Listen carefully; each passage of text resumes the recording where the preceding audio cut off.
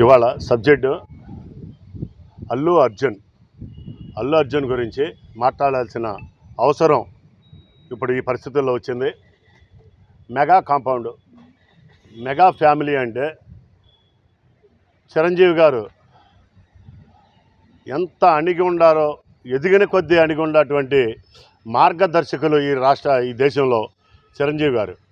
అటువంటి ఎంతో అభివృద్ధి, కష్టపడి ఎంతో అభివృద్ధి చెందినటువంటి చిరంజీవి గారిని ఒక మహావృక్షం, ఒక పచ్చని చెట్టుగా ప్రతి ఒక్కళ్ళు కులాలకు అతీతంగా, మతాలకు అతీతంగా ఆయన్ని ప్రేమించేవాళ్ళు కోట్లాది మంది ప్రజలు ఆయన ప్రేమించారంటే బ్రహ్మాండమైన ఆయన నడక తరతరాలుగా మాట్లాడుకోవాల్సిన అవసరం ప్రతి ఒక్కళ్ళు చిరంజీవి గారి హావభావాల గురించి.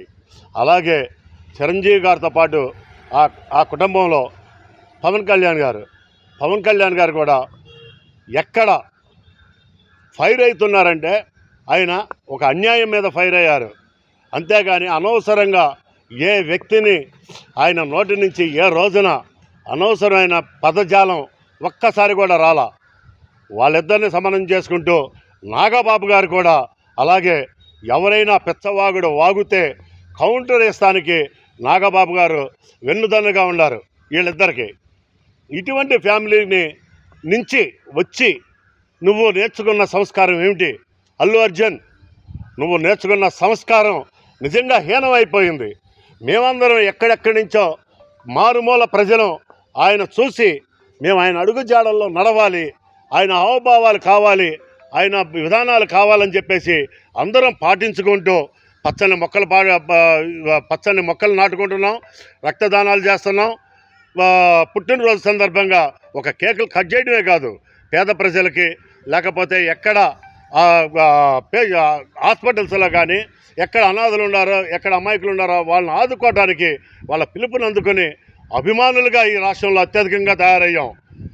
అల్లు అర్జున్ రేపు డిసెంబర్ 6వ తారీఖున నువ్వు మాట్లాడిన దానికి చిరంజీవి గారు, పవన్ కళ్యాణ్ గారు, నాగబాబు గారు వాళ్ళ కాళ్ళు కడిగి ఆ నీళ్లు పబ్లిక్గా మీడియా ముందు నెత్తిన పోసుకుంటే పోసుకో, లేకపోతే ఈ 40 గ్రామాల్లో ఈ మండలం బాపులపాడు మండలం నుంచి హనుమాన్ జంక్షన్ నుంచి మాట్లాడుతున్నాను.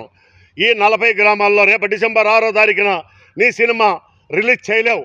ఏ థియేటర్లోనూ నీ సినిమా ఈ ప్రాంతంలో రిలీజ్ కాదు. ఈ గన్నవరం నియోజకవర్గం మొత్తం కూడా నీ సినిమా రిలీజ్ అవ్వటం మాత్రం ఖచ్చితంగా అవ్వదు.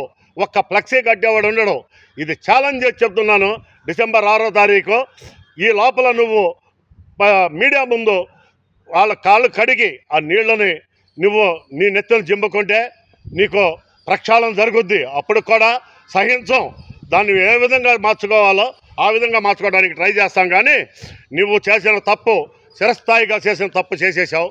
ఇప్పటికైనా సరే నువ్వు నిర్ణయం తీసుకో. అల్లు అర్జున్, నువ్వు ఒక కామెడీ యాక్టర్వి. నువ్వేదో హీరోని అనుకుంటున్నావేమో, నువ్వు ఒక కామెడీ యాక్టర్లాగా కనబడుతున్నావు. ఆ కామెడీ వరకే కానీ నువ్వు ఒక హీరోగా మాత్రం భావించుకోబాకు. హీరో అంటే రామ్ చరణ్ అంటే యాక్షన్తో కాదు, హావభావాలు, తండ్రి వాళ్ళ భావాలు అందిపుచ్చుకొని ఆయన మాట్లాడే డిబేట్లు చూడు. ఎక్కడైనా సరే రామ్ చరణ్ మాట్లాడే విధి విధానాలు చూడు. ఎంత క్లాసుగా, ఎంత అఫీషియల్గా కానీ, ఎంత సౌమ్యంగా మాట్లాడుతున్నాడో, ఎంత అణిగిమణిగి ఈ ప్రజల కోసం మాట్లాడుతున్నాడో, ఎంత సర్వీస్ చేస్తున్నాడో. మీ తండ్రి పిల్లికి బిచ్చం పెట్టని అల్లు అరవింద్ గారు ఎక్కడైనా సరే సేవా కార్యక్రమాల్లో ఎక్కడైనా ఉన్నాడా? ఈ రాష్ట్రాన్ని ఎక్కడైనా కాపాడారా? నీ కుటుంబం గురించి చెప్తావేంటి? నీ కుటుంబం ఏదో గొప్పదనుకుంటున్నావేమో, నీకేదో సైన్యం ఉండాలనుకుంటున్నాము. చూపిస్తూ సైన్యాన్ని రేపు డిసెంబర్ 8వ తారీఖు 6వ తారీఖు అన్నావు. ఆ రోజున చూపిస్తూ నీ సైన్యాన్ని మేము చూస్తాం, ఖచ్చితంగా చూస్తాం, దీన్ని ఎదుర్కొంటాం. ఖచ్చితంగా కాలుతో అధపాతాళానికి తక్కకపోతే అల్లు అర్జున్ నీకు తగిన శాస్తి చేస్తాం. Thank you.